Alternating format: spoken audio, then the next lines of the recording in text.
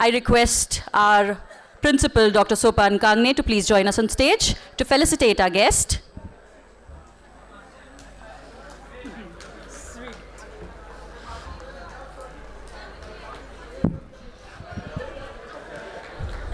It is with great honor we like to appreciate our speaker, that is Mr. Salil Mitra, who will be having an interactive session on Data First, Unlocking AI for Indian Sports. A huge round of applause, everybody.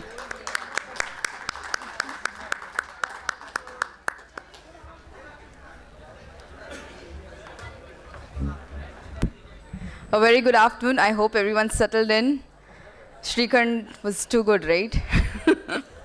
And nobody's sleepy, hopefully. It's my absolute pleasure to introduce our next distinguished speaker, Dr. Sanand Salil Mitra, a pioneer at the intersection of sports, technology, and policy. Dr. Mitra plays a vital role in shaping India's sporting future on the global stage. As a strategic advisor to the sports management program at Geo Institute, he is helping nurture the next generation of sports leaders. His forward-looking vision for India's 2036 Olympic bid, aligned with the NEP 2020 and national development goals, position him as a key architect of India's long-term sports strategy. An international gold medalist, archer, and as a respected coach, Dr. Mitra has spent over 2 decades establishing centers of excellence, conceptualizing major sports events, and influencing policy at both the state and national levels. His impact spans leading institutions like Indian Railway, the Pune Municipal Corporation, and the Army Sports Institute, where his expertise has directly shaped infrastructure and empowered athletes. A frequent keynote speaker at IIT, IIM, and international forums such as NASCOM, Sports Tech Summit.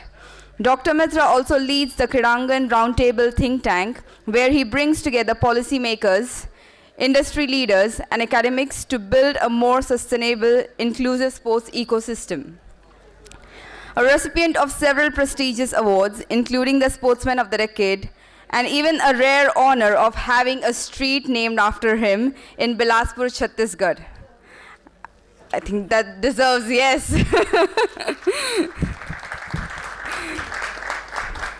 Dr. Mitra remains deeply committed to one belief: success in sports, as in life, is a collective journey. I completely agree with this. Please join me in giving a warm welcome to a visionary, a strategist, and a true change maker, Dr. Sanand Mitra. Thank you.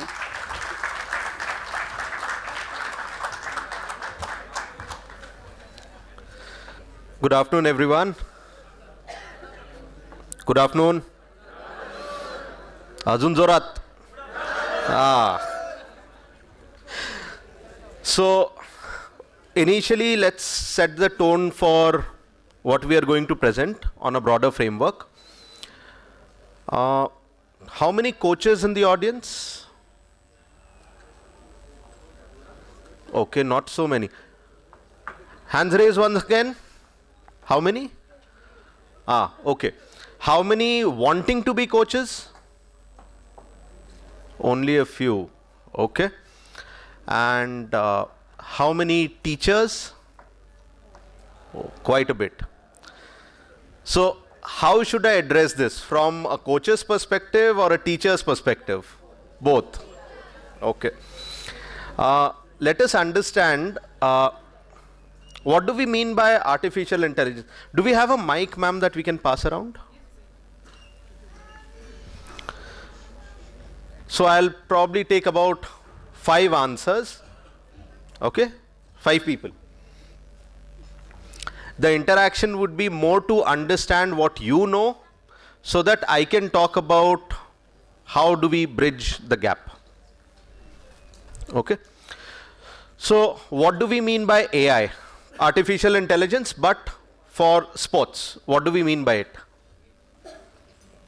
You can put your hand up and he'll come and give you the mic. Using technology for analyzing and improving the performance of a sports person. Okay. So you're talking purely about performance in AI or Yes, AI yes. assisting performance. Yes. Okay. Anybody else? Yes, ma'am.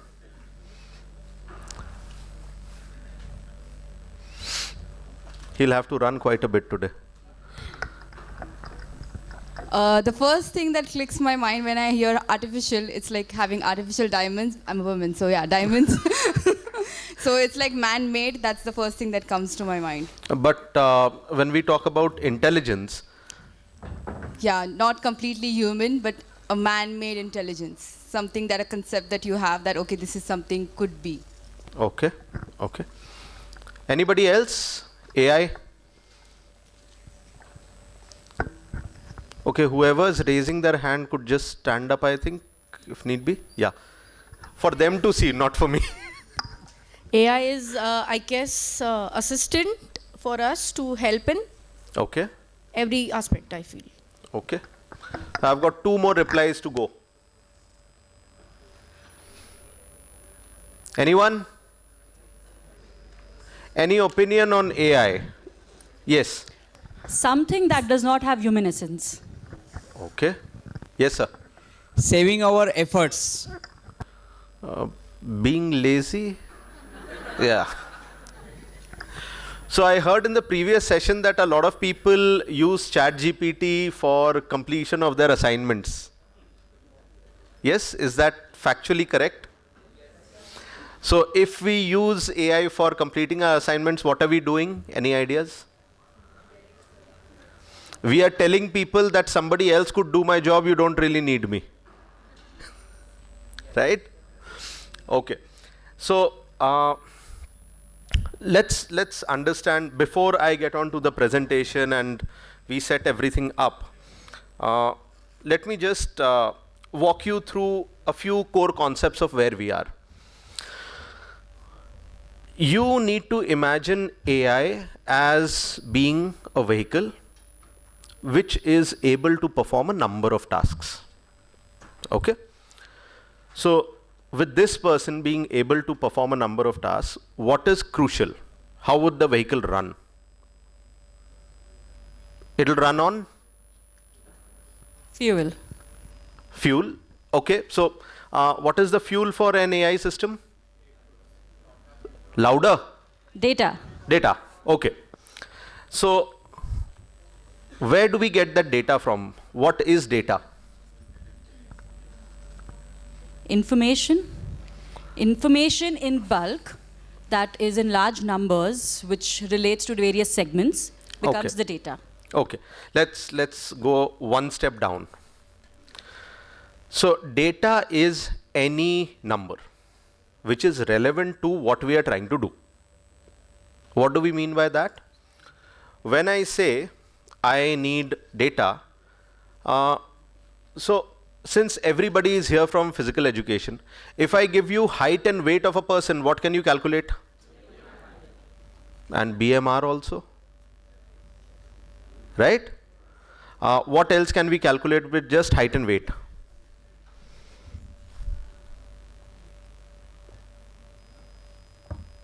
Anything else?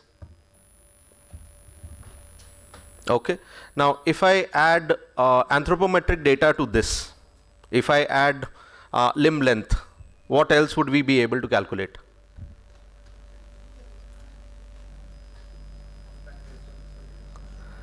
So, how many calculations are possible?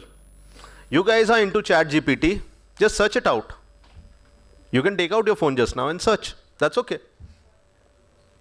As long as you know, if I give you 2 data points, what can you do with those 2 data points about an individual?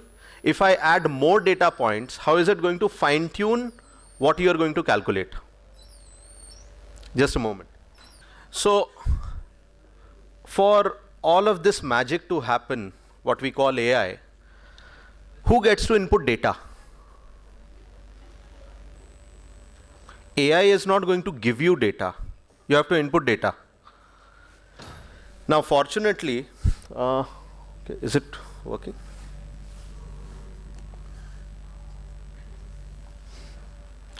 Okay. Can we close the lights so that this is a little brighter? Everybody can see this comfortably? Last row? Good, thanks. So who gets to enter the data? Data entry will happen through human effort. That's the coaches. Okay. Currently, where do you enter your data?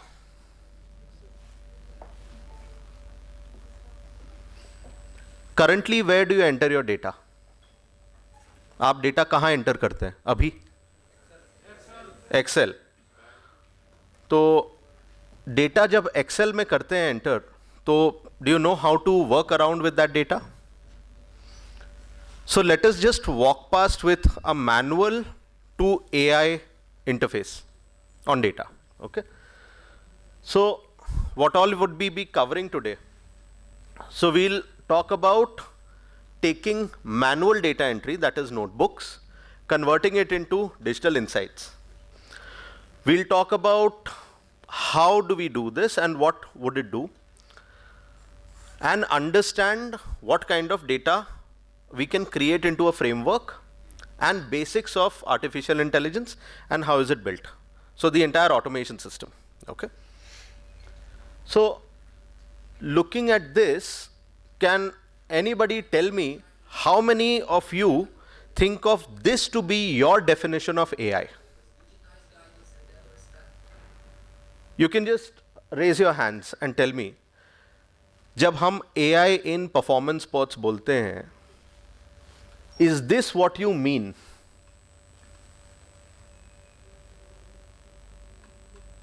You can raise your hands and tell me. जब आप बोलते हैं कि हमको AI चाहिए performance improve करने के लिए, is this what you mean?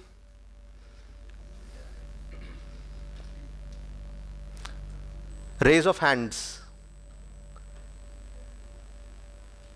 AI in sports का definition ये है, अगर है तो we can talk about how to reach there today. If it is not your definition and it is purely about data and what you read out of the data, then that is also a journey that we'll cover today. Depends on what you are looking at. Is my question clear?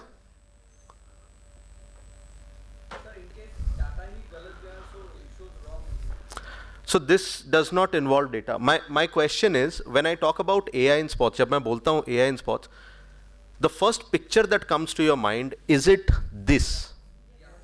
Yes. Okay. If it is this, it essentially means this is your definition of where you want data to be, or how do you want data to be calculated, assessed, analyzed. So I'll help you cover the gap between the two. Okay.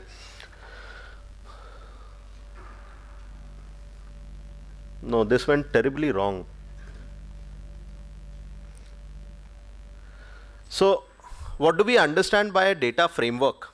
In a sense, how do we calculate data? How do we segregate it? How do we put it together? And how do we make it make sense to us? Okay. So any kind of data that you enter into notebooks or Excel. So in my understanding, there are very few people who actually carry their laptops into the ground. You would mostly carry only your notebooks or note it down on your phone and then bring it.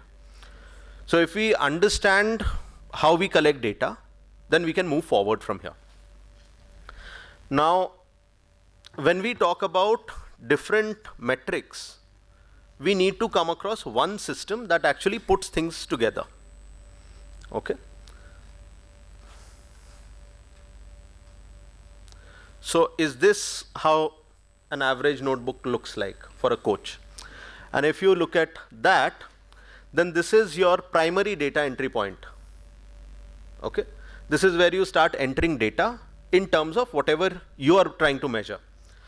You might be measuring different kinds of data for athlete at different scales or different times of this exercise. Okay. And in case you are worried about the presentation, instead of taking photos and screenshots, I'll send the presentation to Shraddha ma'am. She can circulate it amongst everyone, so you'll get an original. Don't worry about the screenshots, because the screenshots lie in our gallery and we never look at them again. So yeah.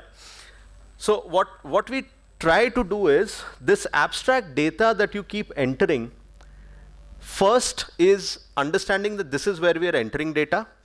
Second, we will clean this data to get rid of any of the inaccuracies, otherwise that will go into AI and it'll flow that together.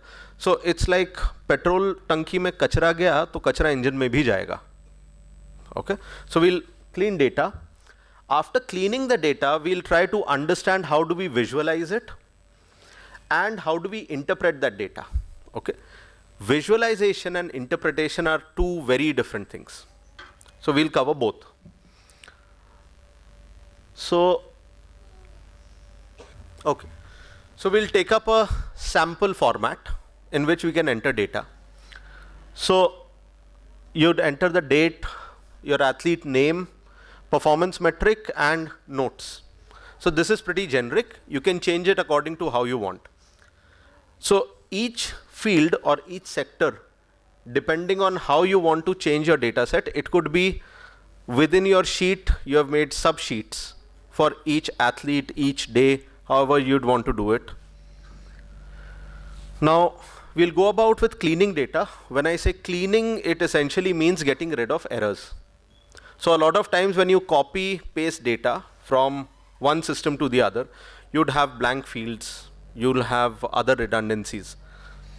So the name could be Abhishek, but the way we pronounce it or the way we write it or spell it, it could go into something else. So once we clean data, blank cells, date formats, currency formats, metrics, so all of those, once we set them right, our data is ready for processing. So this is just a sample data set.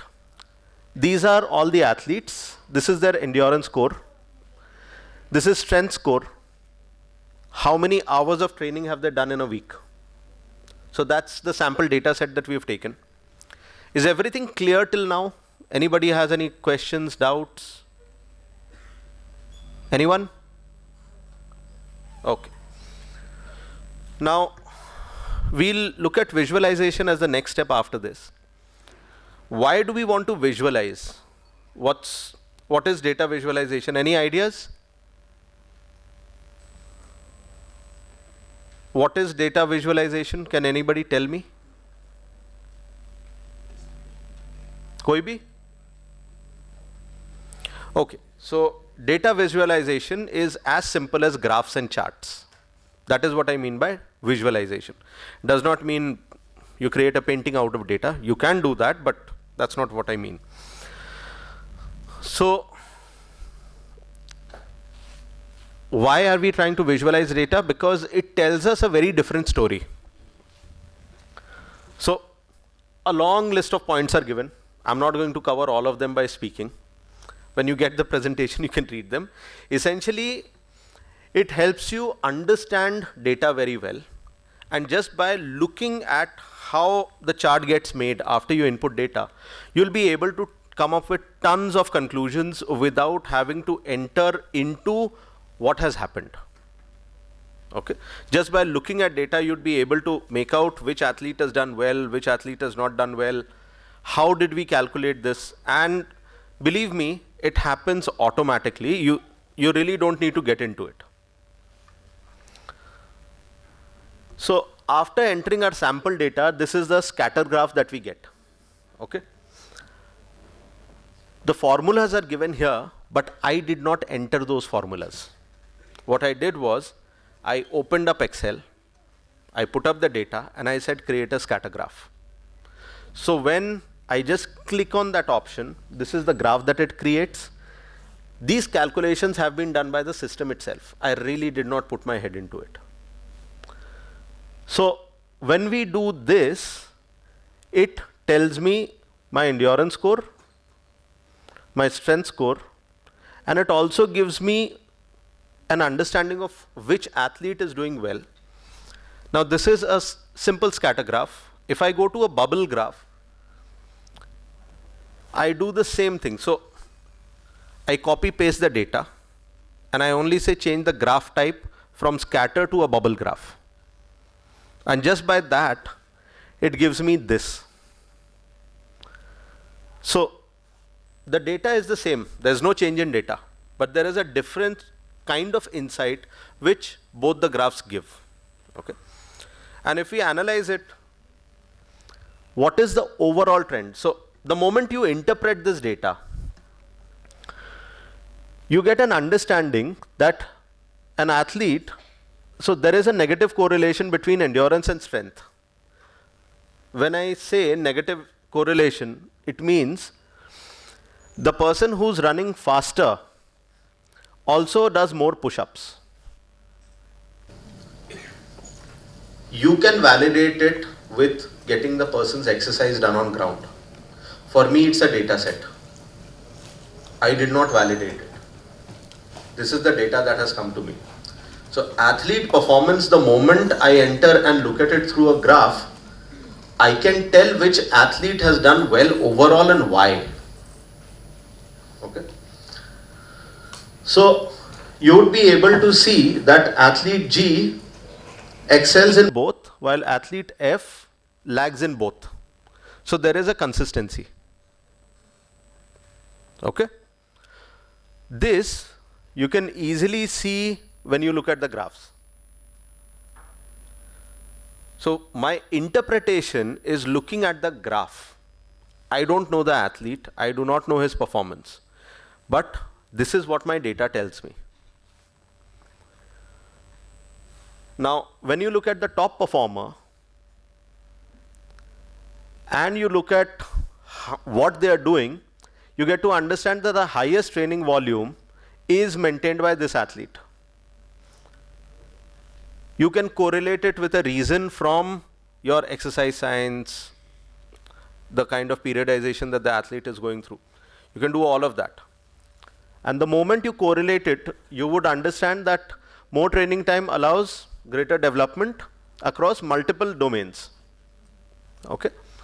Similarly, the underperforming athlete, when you say that he has the slowest run time and lowest strength, it also correlates to his lower training hours per week.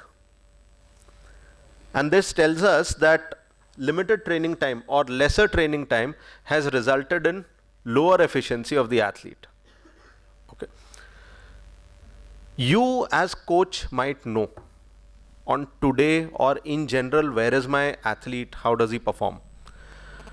But the moment you start looking at data and taking it over a period of time, automatically it changes the way you might want to change your training based on data.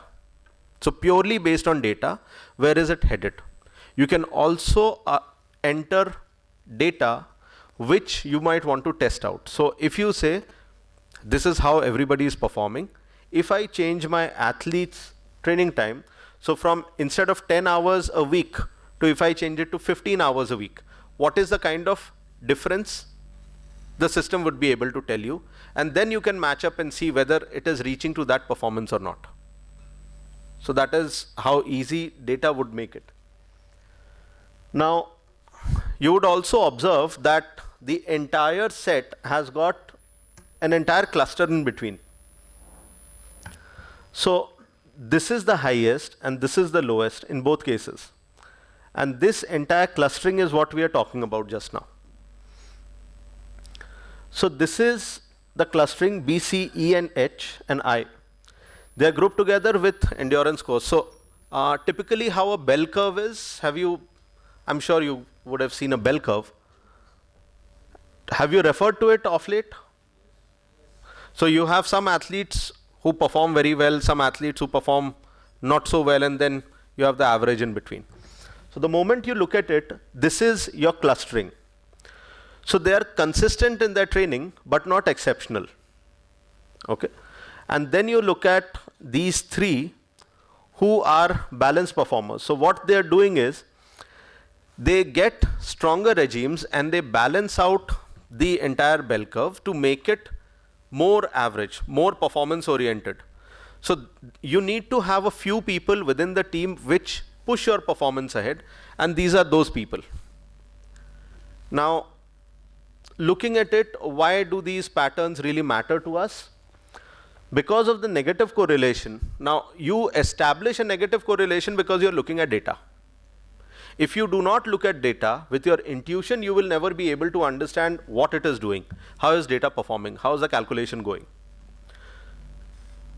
So it is essential for you to visualize and understand where it is going, what is actually affecting their performance. So the moment you say it is training hours and not, so you could add nutrition to this, you could add recovery to this, you could add different parameters and see overall how it is changing.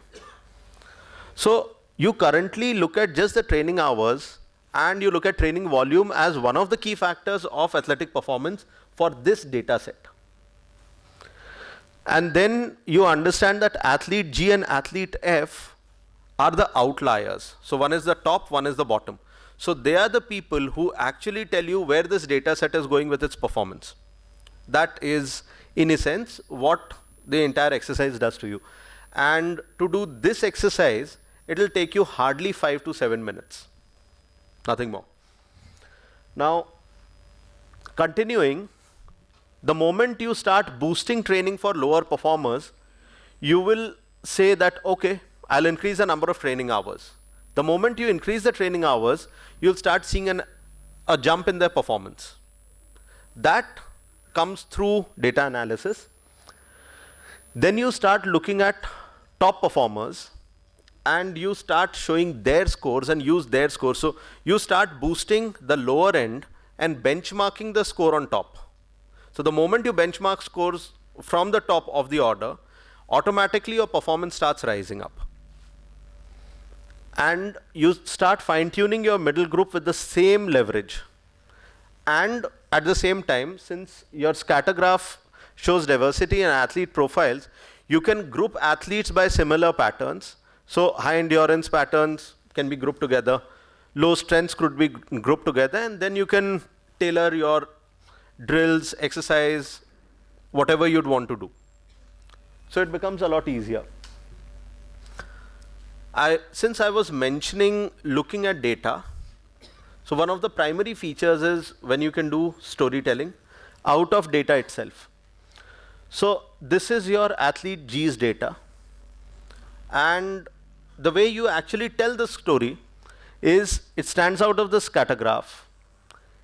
He runs the fastest 2 mile and gets the most push-ups, training these many hours a week. So it actually is able to tell you that based on data, this is the performance that we have received. And for coaches, it would be prudent if you can identify your G athletes and use their discipline to motivate and maintain other people's performance.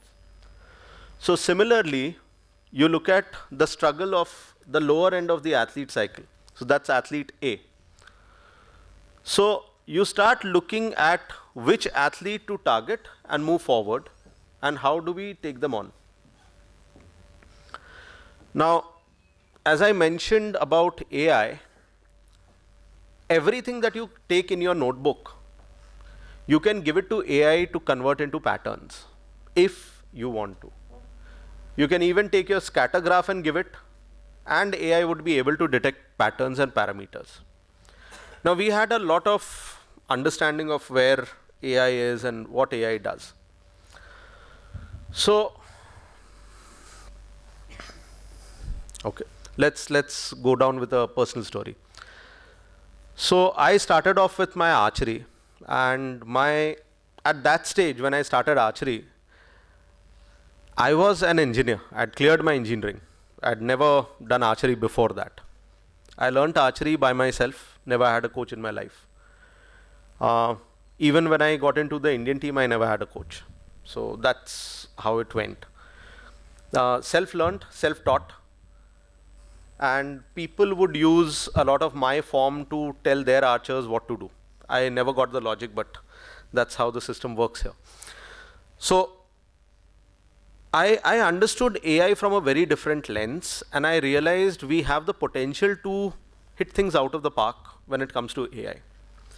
So the function of AI, artificial intelligence, is, you would have noticed my 2-year-old sleeping over here. I'm very fascinated by him because from everything that I've learnt about AI, when we learn about neural networks, we learn about learning patterns, learning behaviors, is something that I get to see in him.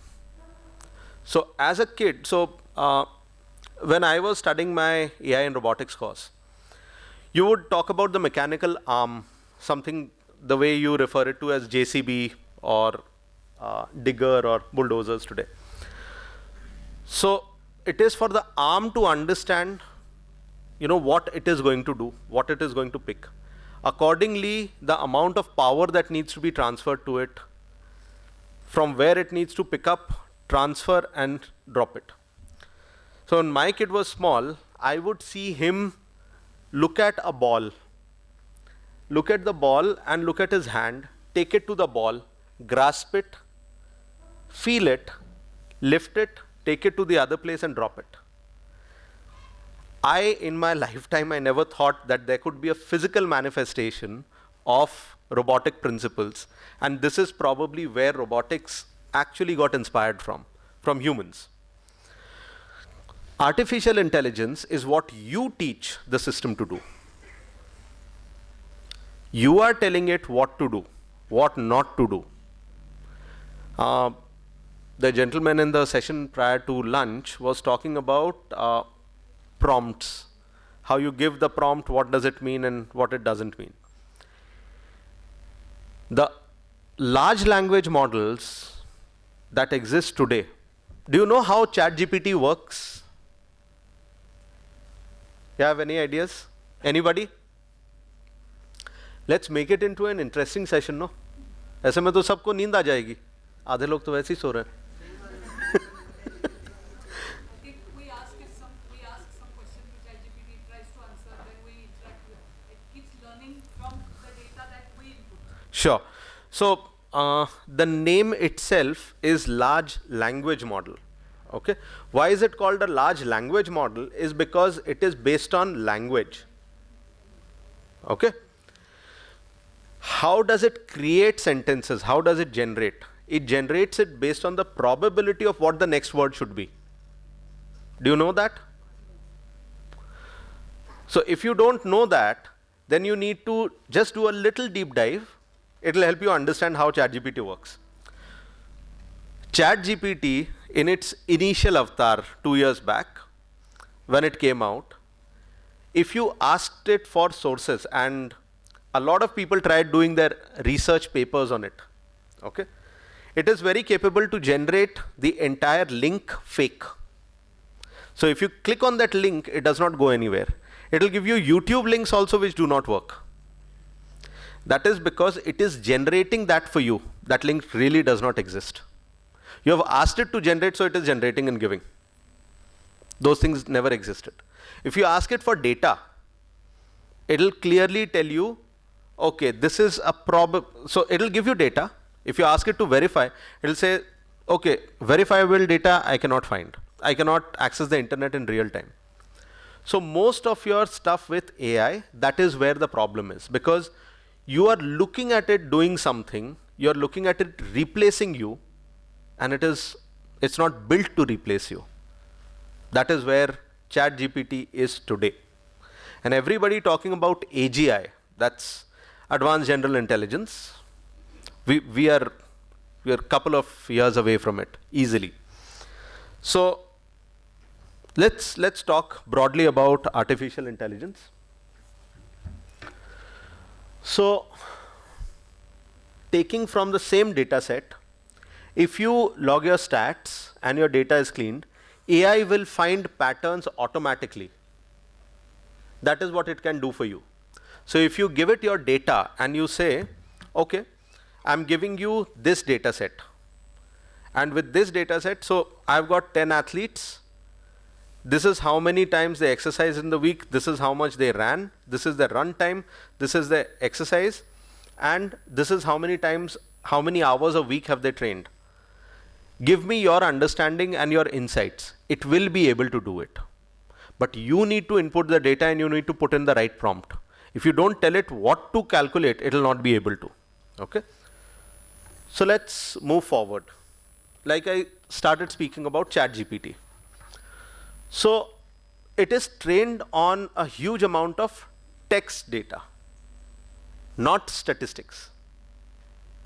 It knows what is mean, median, mode. It understands correlation, regression. Okay? But that is not what is trained on. It is trained on text data. Everybody understands what I'm saying? It is not trained to read graphs. It might make sense of it in an OCR today, but it is not trained for it. If you give it, it will give you erroneous results. That is what will happen. So it will answer a lot of your questions. It will be able to write reports, analyze notes. So you can, after giving the data set, you can ask, why is my athlete slow? What do I make changes in the training regime to make him faster? How does an athlete achieve peak performance? It will be able to give replies to it, probably add logic to it also. But can it create something? Is it physically working or not? That you will have to test it. There is no way that AI can do all of it by itself. You could give training logs for 1 year or 6 months or even a week. It will be able to give you tips based on your data. That is what it could do for you. So that is large language model, LLM. Has anybody heard of SLM? Okay. What does it do, ma'am? We'll come to that as the next point, but tell me your understanding.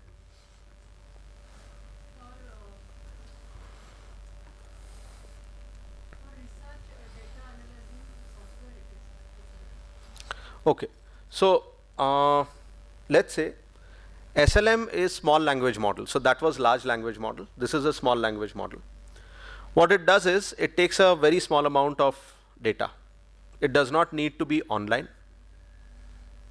Okay.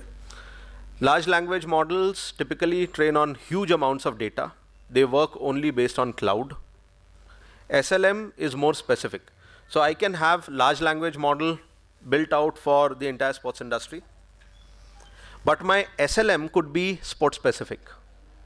It could be fencing, it could be boxing, it could be archery, it could be javelin, whichever we'd want it to be. So that is SLM. You could train it on very targeted data. So if you have a small language model, you can create and build a small language model only to analyze your Excel sheets. So a lot of you said you enter your data in Excel sheets. Yes? Yes. So when you enter your data in Excel sheets, your small language model could work only locally on your Excel sheets. And it could analyze and come out with patterns, ranking athletes, giving you trends, giving you red flags much before they come in. So typically if you give it a significant amount of data and you tell it, okay, these athletes were injured in the past 5 years. It will be able to notice similar patterns and be able to tell you if any athlete is closer to injury. Now, you all understand that injuries are of two types. One is sustained injury and one is trauma that you get immediately during performance. So I'm not talking about the accidental trauma or injury. I'm talking about the sustained overuse of muscle, less recovery, those kind of injuries. So those are SLM would be able to tell you, even an LLM can tell you. But an LLM is an overkill for a problem that an SLM can solve. So you could run your entire SLM out of your own laptop and check team's performance, give you intelligence, inputs, everything. So like I said, you can have a mini AI that can read the charts and tells you which athlete currently needs work, which athlete is working, not working, is he ready for a championship or not. You can benchmark your scores and ask it all of those. Now, has anybody heard of AI agents? Agentic AI? Okay. So if you look at currently where the world is headed, do you understand workflows? Workflows, process flows in data terms? Okay. So a workflow would be probably, so everybody has attended sports competitions, right? So from the time the announcement comes through for a competition, the registration for the competition, going through the competition, so complete conduction of the competition, and exit.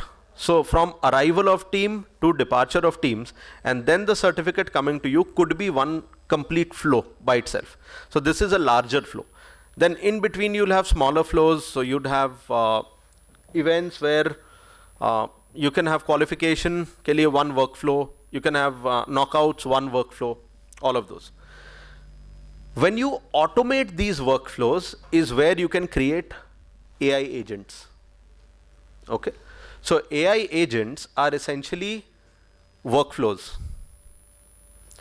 And when you talk about these workflows, there could be a trigger which could be set.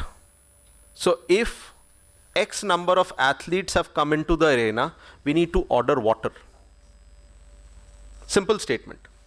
So if your athlete number crosses 100, your AI agent will automatically create a requisite for ordering more water, and this comes back. You don't really need to worry. It'll take the water into inventory and inform you that water has arrived. That is how much automation an agent can do. So when you combine these three, it makes it very powerful. So you can have your data with your rules, and like you said, assistant, AI could be an assistant. This is the assistant, automated. Otherwise, currently you all struggle with entering proper prompts, copy pasting from ChatGPT, then formatting it, then trying to change some things that the professors do not notice, right? AI agent can do it more effectively than you. So that's probably a good use case. So the example is interesting. So the AI which notices athletes' data and schedules extra rest to avoid injury. So if this can be done in real time and the change schedule can be communicated directly to the athlete, it will complete the entire flow. Okay. Now this is how you visualize data flow. So this is you. This is the coach.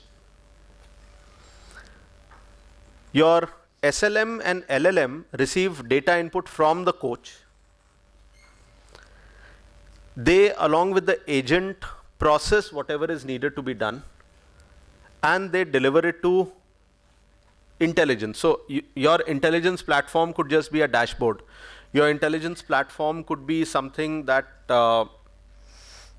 you receive reports from. Okay. So different athlete management systems have got different kinds of reporting systems. So when you look at any of those, so that is what intelligence gathering does. And this pushes on the intelligence to the coach. So now after the coach has entered data, it is able to receive intelligence. Okay. Now how do you build a system like this? So you take data input, you do SLM, agentic AI takes decisions, and LLM generates communication. So you could enter a lot of data. The agentic AI takes decisions. So adjust training in real time. If you have a system, so I think I met somebody outside who spoke about athlete data and dashboards with their sharing the data with their parents and teachers. So if you take a system like that, now when you enter data, the system is able to calculate where the athlete is, make changes automatically based on the triggers that you have specified and given, and then communicates this again as an adjusted schedule back to the athlete. So if you can do that, it changes everything that you're trying to do because it improves your efficiency. So he said about being able to do more work, and I said lazy. Okay. So AI does not make you lazy. AI can boost your productivity multiple times.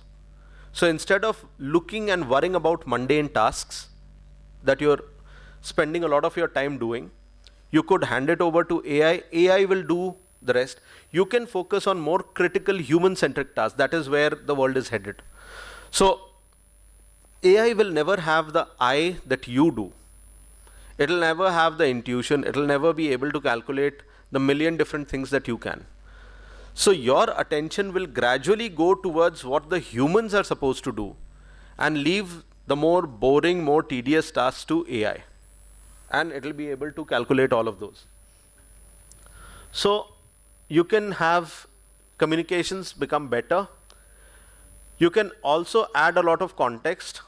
So you can have your program goals. So your annual goal could be, okay, my athlete's run time in athletics in a 100-meter sprint has to increase by 3 seconds at the end of the year.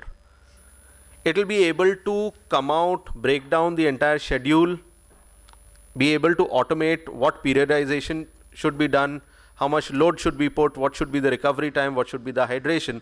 It will calculate all of that and communicate directly to the athlete. So it will make you much more efficient along with a given context, and each time that you enter data, it can recalibrate and fine-tune everything that you're doing. So that is where it is. Now this I had done for boxing. So anybody from boxing? I met Nitin down, but yeah, 3-4 people, right? So nowadays, I think you also start getting gloves with sensors, right? So if you get gloves with sensors, so this is, so everybody understands what is IoT, Internet of Things, wearable devices, rings, watches, bands. Now you get different kinds of biosensors, right, for biofeedback. So if you combine all of those, they become your wearables. So wearables can track the heart rate and punch force from the gloves directly. Your SLM can understand fatigue and technique issues. Your agentic AI can take a lot of decisions and modify the next session. So while the athlete is still training, still sparring, the entire system can calibrate and put the entire thing up for the approval of the coach while he's still training. And if the coach approves, then the LLM can create the entire summary and athlete recovery advice and share it. So this can happen in real time without you having to wait for the entire duration. So it'll essentially, the data input that is there, it does not come from a manual intervention. It can be automated. If you want, it can be manual. If you want, it can be automated. You can calibrate your sensor data to be directly plugged into the system. It does the calculation and gives you the result. So you get the data input from here. The SLM analysis is for specifically that one sport. What is the kind of injury? And it could, the SLM could specialize in that sport itself. So that could be done. Your agentic AI looks at the data and the context, and it automatically adjusts your training plan, and then LLM produces reports and feedback and then communicates it. Yeah, so this is about it from my end. About this, I can take questions and we can have a discussion where probably you'd have something to ask. Yes, ma'am. He'll give you the mic. When you talk about agents, are they another tools like ChatGPT, or is this like a bot that you can just place when you put in data? There are currently 3 different systems that have come up. So bot is, so yes, they are bots, but they're not self-contained programs. They're a part of a larger ecosystem. So agents can be trained based on the workflows that you have and the requirement from those workflows. So this can be customized based on your requirements? Yes, absolutely. And these agents are currently available on Azure and other platforms which can be programmed according to your needs. Okay. Thank so you. you don't need to code it from the get-go. You already have different kinds of agents available. So currently the world is moving towards, if you're hearing a lot of job cuts, that is because there are a lot of processes which are getting put in place. So if there is a person whose job is only to sort out different kinds of things, so now computer vision comes in. So the first video that I showed you, that's computer vision. So the camera is looking at you, understanding which are your joints, mapping your body according to joints, and then calculating your movement. Now all of this is currently available as an open source platform. So you don't really need to do a lot of work. Thank you. Yes, Siddesh. You are audible to me. I don't know about the camera feed. They might require you to get on mic. So, yeah. How ethical is it when it comes to challenges like data accuracy, the privacy, when we are talking about AI in sports? Because that is definitely going to consider the data which we are going to feed to the SLM or the LLM with regards to the athletes. So, could you define ethical for me? I mean, what exactly do you mean? I would suggest the data privacy, the data, I mean, whatever data we are uploading in the SLM, maybe, for that matter, the athletes' data, how secure the data will be, and how sure are we that the data won't be leaked or misused. So, it is very rare for the data to get communicated by itself, the entire data set, to go on to a server. That usually does not happen as of now. It calculates most of your stuff over there in the browser itself, sends minimal amount of data as a token, fetches the token as a result, and gives you the reply. So that is where currently it works. But that being said, first of all, please sit. So first of all, we should be clear on what data we are collecting in the first place and how personal do we want it. Okay. Okay. Might sound a little different, but okay, I'll talk about it. So me being an athlete itself, being an elite athlete, the world becomes very different. Okay. The emphasis that we lay on to different stages of athlete development change according to what is required from the athlete. After a certain stage, we all know that the physical skill set that top athletes get into, the physical skill set is the same. When you take the national top 10, top 15, the skill set would be the same. There is no archer that I'm aware of who cannot shoot a bullseye at will within the top 10. You tell them, isko beech mein marna hai, they'll be able to shoot it. Okay. Physical set wise, skill wise, there's no problem. Problem and challenges happen here. Within that framework, that setting, if you've shot a tie at national gold medal, the two people who are standing over there both get one arrow each to shoot in the center. In that pressure of whether it will be a gold or a silver, are you able to shoot into the center or not without taking pressure is what changes it. A lot of this can be captured in data terms. Okay. So initially where we require the athlete to understand more of physical exercise or tune in specific muscle groups to be able to reach to a particular level of performance. Till then, we take in a lot of exercise into consideration, and that is the data you would train in. Okay. At a later stage, at especially the elite level, the requirement of the athlete changes from just winning the competition. If I'm in the Indian camp and so take me for example, I never had to worry about anybody reaching even close to my score. I was shooting pretty high. I did not really worry about who will come close to me. I just had to go out there and shoot. So for me, my training was not to better myself. It was more about, okay, can I write my name's initial letter on the target with 12 arrows? So that would be the kind of fun that I would get.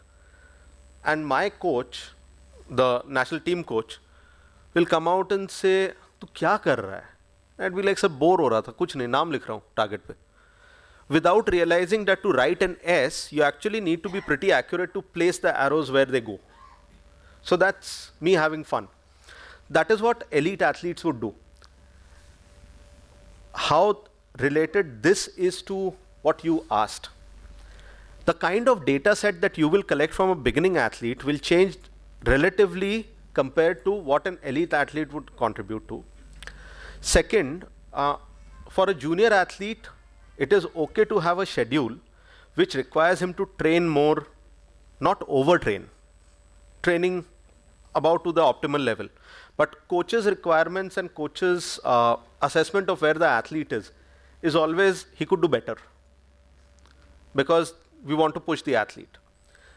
That data collection changes when it comes to elite athletes, because now elite athletes know this is where I am. I don't need to work too hard. Next competition is in 6 months. I can chill a little. He spends more time away from the field than he is on field.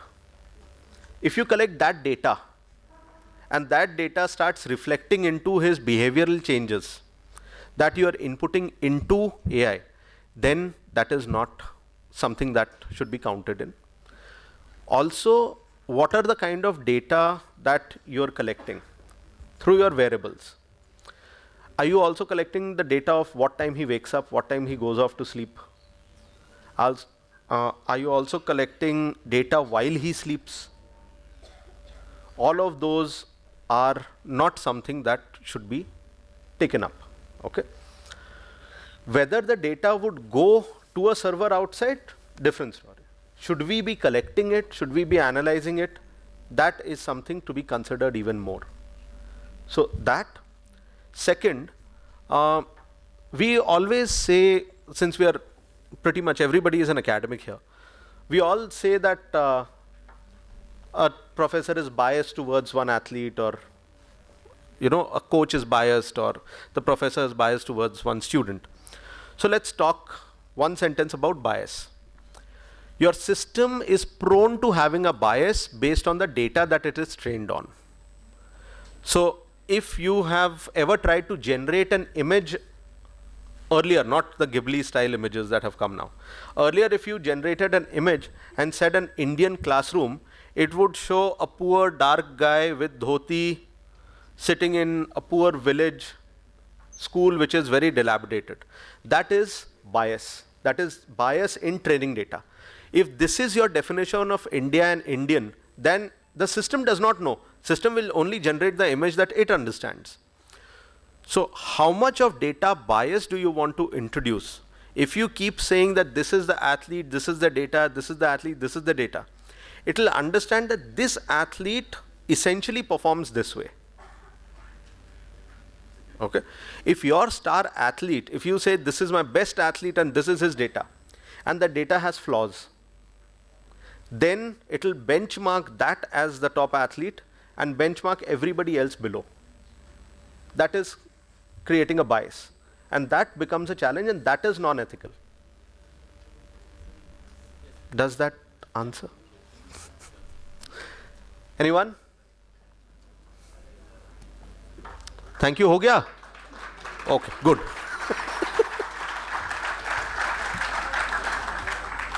Yes.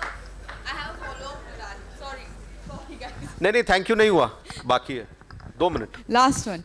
So following up on data and privacy, when it comes to data protection, there are a lot of regulations in other countries.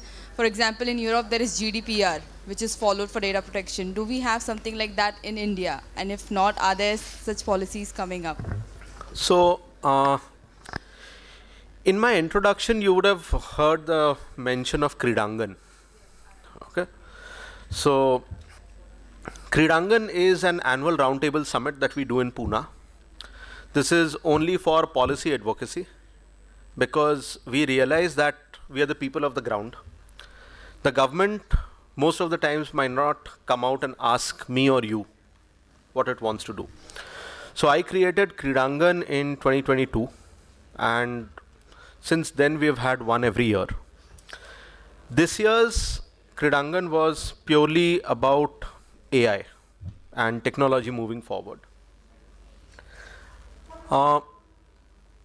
We have spoken about the exact thing that you've spoken. So the Indian Data Privacy Law and Bill, which is getting introduced, is a generic bill. It does not have sport-specific details to it. So we have put forth a point which talks about data privacy for sports within it. Also, there is currently nothing that exists which can benefit from a centralized data sharing stream. We have tried to propose that as well, and a lot of other changes. And though we do not have data protection and data privacy, but then we are generally covered within the ambit of National Data Protection Bill and Law, which will soon come through. So that will go, but it changes, and sports will have a specific data set to it. So pretty much like currently we do not have a National Sports Law Tribunal. So we don't have courts. We don't have courts that can fast track sports law practices and cases. So if you have a problem, you have to go and file it in your normal district court. So because you're filing it there, by the time your hearing time comes, your tournament has gone long and overdone 6 months back, and you're still struggling to get an entry into it. So those are things that are into discussion. Also into discussion is a sports administrative service, because we also realize that though there are a lot of people who come and govern sports, but the understanding of how sports works, how the ground works. So sports grounds have a culture and a sanctity to it, which most people will not be able to address. So that is an evolving conversation about the needs of athletes and sports and the entire infrastructure on how it goes, and how administration of it in a better term, better trained person would be able to make a difference.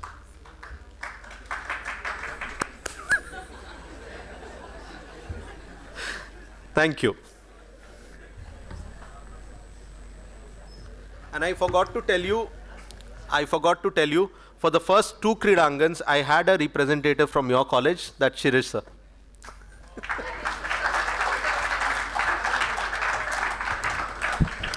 We thank you, Mr. Mitra, for an engaging session. You helped us bridge the gap of AI and abstract data that makes AI more strong and user-friendly, that can unlock new horizons and potential of an athlete. And rightly said, sir, rather than monotonously training yourself, one can make it fun and enjoy what he or she does and play. Thank you so much, sir. I request our respected principal, Dr. Sopan Kangne, to please join us on stage. A humble request to Dr. Makaran Joshi to join us on stage. I also request our speakers for the demo and technical sessions to join us on stage, Dr. Yogesh Bodke and Dr. Sneha Divekar.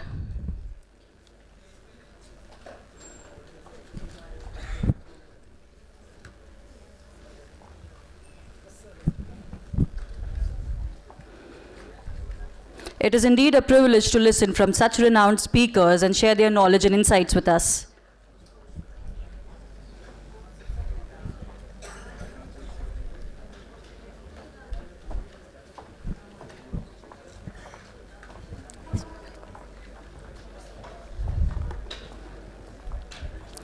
I request our principal, Dr. Sopan Kangne, to please felicitate Dr. Makaran Joshi, principal of Bachelor in Education College, Sambhajinagar. He is an international gymnastic coach and a referee. He is also an awardee of Shiv Chhatrapati.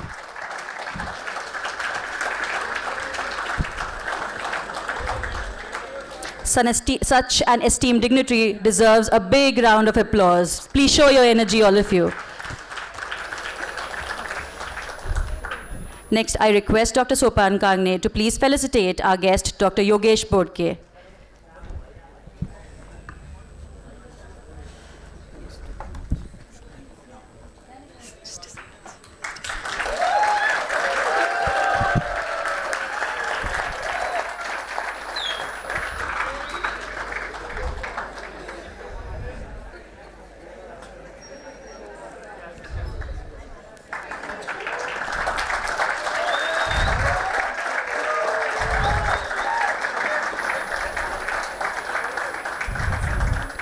To show our appreciation and gratitude, I request our principal, Dr. Sopan Kangne, to felicitate Dr. Sneha Divekar, who's going to share her insights on digital technology and sports dentistry.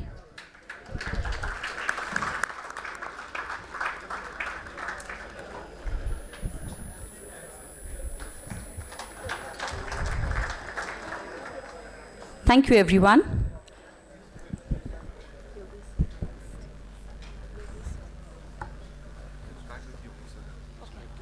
Okay. Following our interactive session, we move on to our demo and technical session. In the first segment, we have Dr. Yogesh Borke, who will present his session on AI in physical education. Give a huge round of applause. Show your energy as much as you can.